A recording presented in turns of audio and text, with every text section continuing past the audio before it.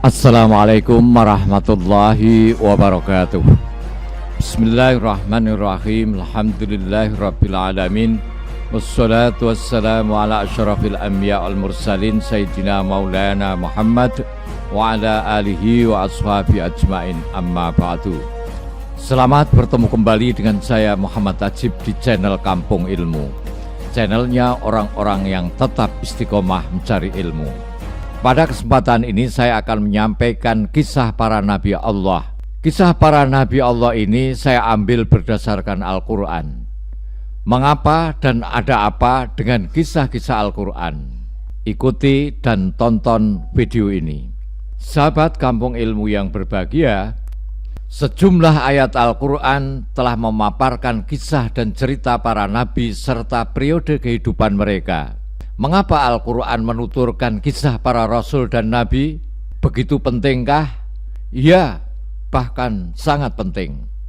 Karena di balik kisah-kisah tersebut tersimpan pelajaran-pelajaran berharga, dan kisah-kisah tersebut pada hakikatnya adalah mutiara dan harta simpanan yang tidak ternilai harganya, yang memiliki banyak rahasia dan misteri kehidupan untuk manusia.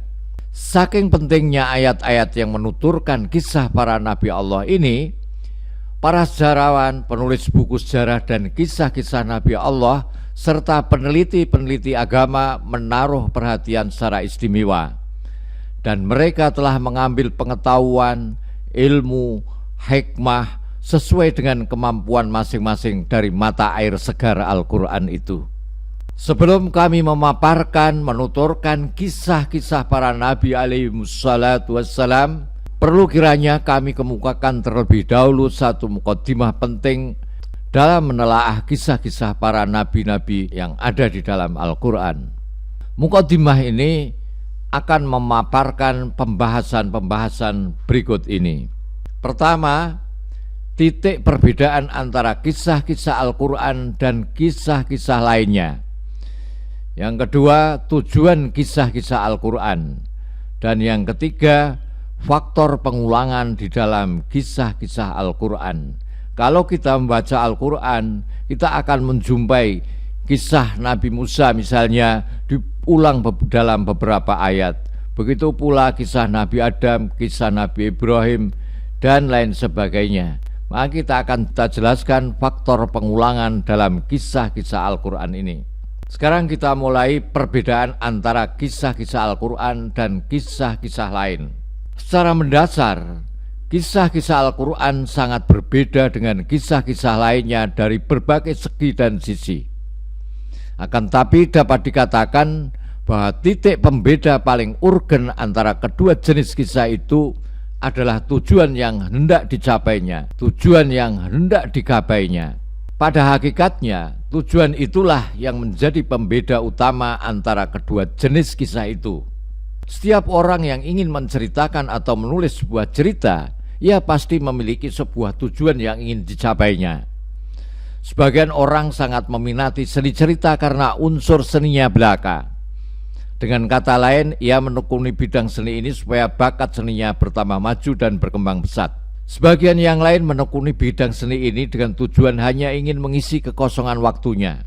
Dan kelompok ketiga menelusuri kehidupan seni, hanya ingin mengetahui dan menukil biografi dan sejarah generasi yang telah lalu.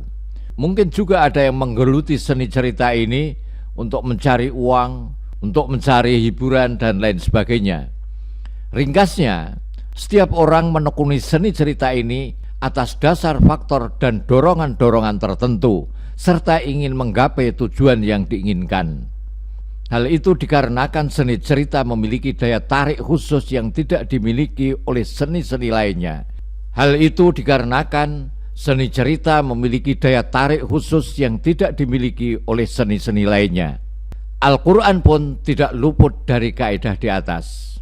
Al-Quran pun memiliki tujuan-tujuan tertentu dalam kisah-kisah yang dipaparkan dan dituturkannya.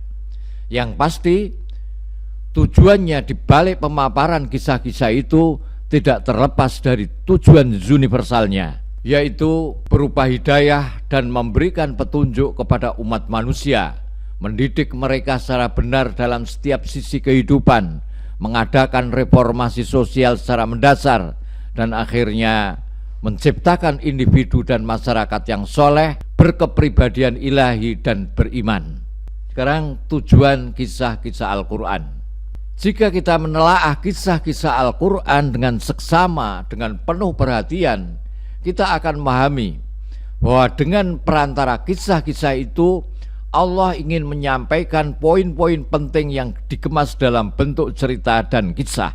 Tujuannya agar siapapun dari kalangan orang yang berpendidikan rendah sampai yang berpendidikan tinggi dapat menangkap, dapat mengerti, memahami pesan-pesan suci Al-Quran. Penuturan berbentuk kisah adalah yang paling mudah dimengerti oleh siapapun dan dari kalangan manapun. Di antara tujuan-tujuan itu adalah sebagai berikut. A.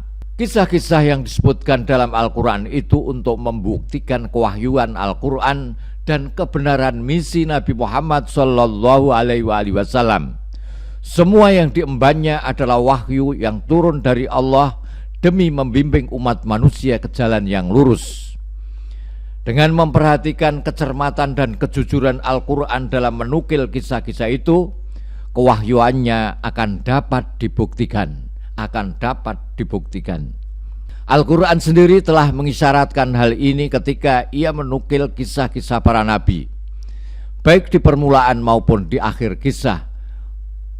Allah berfirman, A'udzubillahi minasyaitonirrajim, Nahnu naqussu 'alaika ahsanal qasasi bima auhayna ilaika hadzal Qur'an wa in kunta min qablihi laminal ghafilin. Kami menceritakan kepadamu kisah yang paling baik dengan mewahyukan Al-Quran ini kepadamu, dan sesungguhnya kamu sebelum kami wahyukannya adalah termasuk orang-orang yang belum mengetahui. Surat Yusuf ayat 3. Dalam surat Hud ayat 49, setelah menukil kisah Nabi Hud alaihissalam, Allah berfirman, Tilka min amba'il ghaibi nuhiha ilaik ma kunta ta'lamuha anta wala qaumuka min qabli hadza fasbir innal aqibata lil muttaqin. Itu semua termasuk dari berita-berita gaib yang kami wahyukan kepadamu. Sebelum ini engkau dan kaummu tidak mengetahuinya, maka bersabarlah, karena masa depan berada di tangan orang-orang yang bertakwa. B. Kisah-kisah yang disebutkan di dalam Al-Quran itu untuk membuktikan kesatuan agama dan akidah seluruh Nabi alaihimussalatu wassalam. Karena mereka semua datang dari Allah, maka pondasi dakwah mereka adalah satu, dan mereka mengajak umat manusia kepada satu tujuan. Dengan mengingatkan kembali tujuan yang satu ini, di samping ingin menegaskan kesatuan akar dakwah seluruh agama dan umat manusia, Al-Quran juga ingin menekankan bahwa pondasi dakwah para nabi alaihimussalatu wassalam tidak berbeda antara satu nabi dengan lainnya. Tujuan ini telah sering diisyaratkan dalam beberapa ayat Al-Quran. Realita ini dapat kita telaah di dalam surat Al-A'raf ayat 59, 65, 73, dan 85.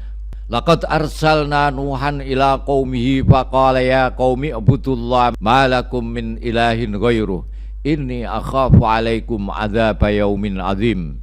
Kami telah mengutus Nuh kepada kaumnya, lalu ia berkata, wahai kaumku, sembahlah Allah, tiada Tuhan bagi kalian selainnya. Sesungguhnya aku takut azab yang besar terhadap kalian.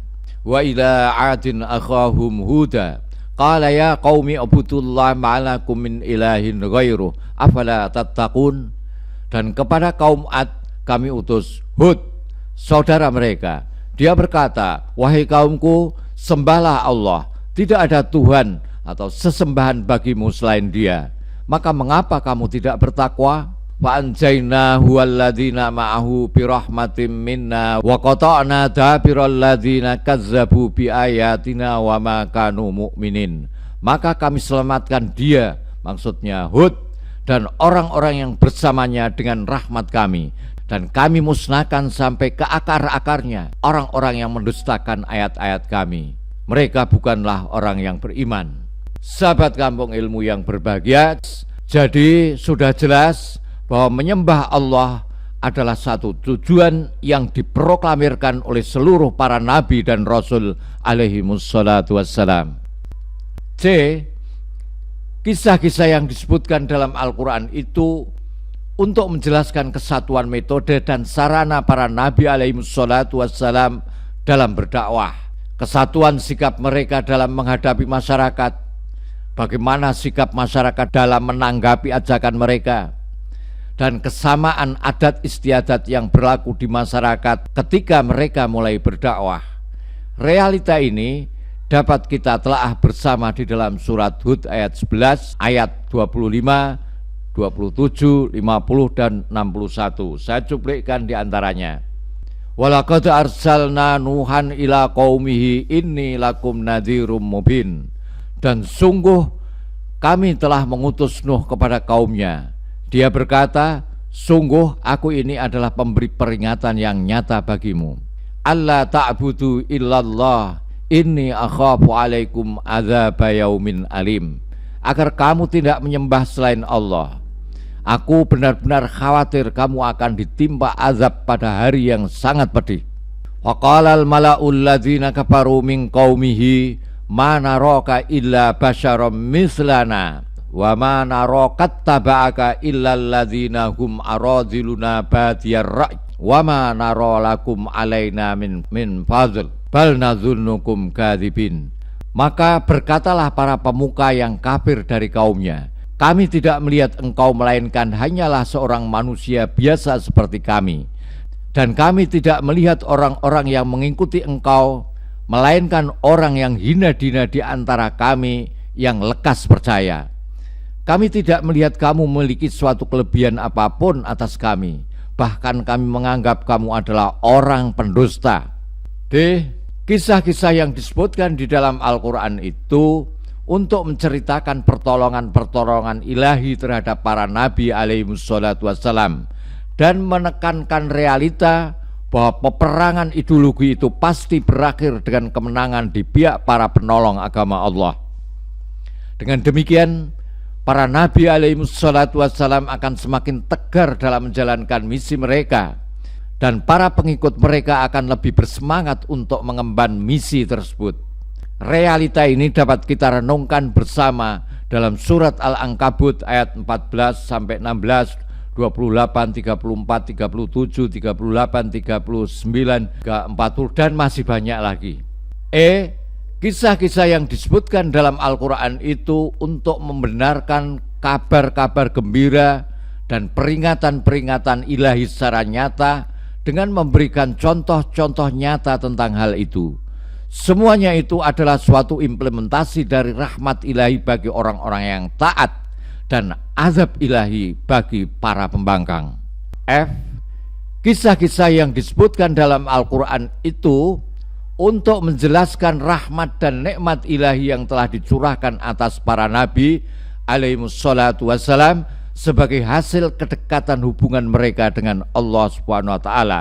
Sebagai contoh, hal ini dapat kita temukan dalam kisah Nabi Sulaiman, Nabi Dawud, Nabi Ibrahim, Isa, Zakaria, dan lain-lainnya. G.